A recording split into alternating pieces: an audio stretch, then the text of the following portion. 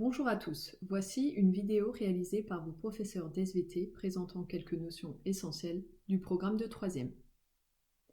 Tout d'abord, les différents niveaux d'organisation d'un être vivant. Un être vivant, que ce soit un végétal ou alors un animal tel qu'une grenouille, un chien ou un être humain, est composé d'un ensemble d'appareils, exemple l'appareil respiratoire.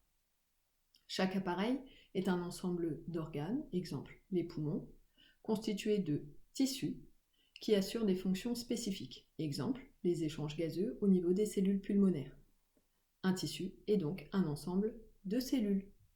Revoyons ensemble les constituants d'une cellule. La cellule, en latin cellula, qui signifie petite chambre, est l'unité constituant tout ou partie d'un être vivant. Si on observe une cellule animale ou une cellule végétale au microscope optique, on remarque des points communs.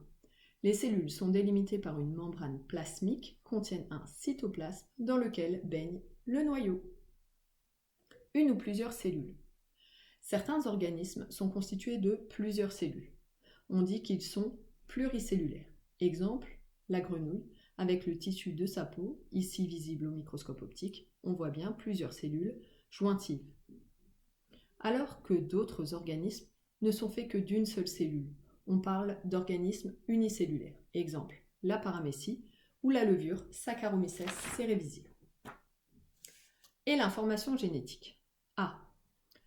Au sein d'une cellule, dans le noyau, se trouve la molécule d'ADN, qui est le support de notre information génétique. L'ADN peut être soit sous forme décondensée, déroulée, soit alors, à certains moments, elle peut s'enrouler, se condenser sur elle-même, et on voit alors apparaître des chromosomes. Vous le voyez bien sur la photographie de droite, cette cellule va rentrer en division cellulaire, elle a condensé son ADN, les chromosomes sont visibles. Combien de chromosomes par cellule? Pour cela, il nous faut observer le karyotype d'une cellule. Nous vous remettons la définition de karyotype. Le nombre de chromosomes est propre à chaque espèce. Ici, vous avez le karyotype d'une cellule de lapin et à droite, le karyotype d'une cellule humaine. Nous voyons bien que la cellule de lapin possède 22 paires de chromosomes, soit 44 au total, alors que chez l'espèce humaine, il y a 23 paires de chromosomes dans chaque cellule, soit 46. Attention, sauf dans les cellules reproductrices. La dernière paire de chromosomes est la paire de chromosomes sexuels, qui définit le sexe, XY pour un garçon, XX pour une fille. Mais comment est codée l'information génétique? Nous venons de dire qu'un chromosome est en fait une molécule d'ADN enroulée, condensée sur elle-même. Chaque chromosome contient de nombreux gènes. Chaque gène est porteur d'une information génétique et détermine un caractère héréditaire. Un gène occupe une place précise sur un chromosome. Ici, vous avez l'exemple de la paire de chromosomes numéro 9. Vous avez le gène qui permet la synthèse de la pigmentation de la peau, le gène qui permet la digestion du lait, ou encore le gène qui détermine votre groupe sanguin.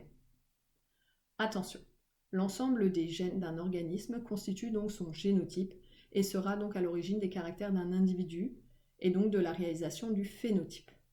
Rappelons que l'environnement peut modifier certains caractères, comme par exemple l'exposition au soleil va modifier la pigmentation de la peau, mais ces modifications ne sont pas héréditaires. Un gène peut présenter des versions différentes. Ici, les 3 gènes ont des versions différentes que l'on appelle des allèles. Vous voyez à chaque fois les allèles possibles pour chacun de ces gènes. Le gène groupe sanguin possède 3 allèles différents, l'allèle A, l'allèle B et l'allèle O. Ainsi, pour un individu de groupe A, il peut posséder soit 2 allèles A, soit un allèle A et un allèle O. Seul l'allèle A s'exprime, il est dit dominant, l'allèle O est dit récessif. Même principe pour le groupe B. Alors qu'un individu de groupe AB possède un allèle A et un allèle B, les deux s'expriment, ils sont dits codominants. Un individu de groupe O possède donc 2 allèles O. Un allèle peut apparaître suite à une modification de l'information génétique d'un allèle préexistant. On parle de mutation. Au sein d'un individu, toutes les cellules sont génétiquement identiques. Comment cela est-il possible? C'est grâce à la division cellulaire. Une cellule mère peut se diviser en 2 cellules filles. Ici, dans la cellule mère, nous avons 3 chromosomes simples. Avant chaque division, il y a une duplication, un doublement des chromosomes simples qui se transforme en chromosomes doubles. Les 2 chromatides de chacun de ces chromosomes vont se séparer en 2 au moment de la division, ce qui permet l'obtention de 2 cellules identiques à la cellule initiale, même gène, même allèle. Conclusion. Les individus d'une même espèce peuvent présenter des caractères communs, mais présentent également une grande diversité. Ainsi, au sein d'une même espèce, on retrouve le même nombre de chromosomes dans chaque cellule de chaque individu, 46 pour l'espèce humaine. On retrouve également les mêmes gènes, par exemple le gène rhésus ou le gène groupe sanguin. Par contre, chaque individu est unique, car il possède une combinaison allélique propre. Ici, nous avons un individu nommé Justine, qui a pour chaque gène une combinaison allélique propre et qui fait que Justine est unique. Et voilà, nous vous remercions de votre attention.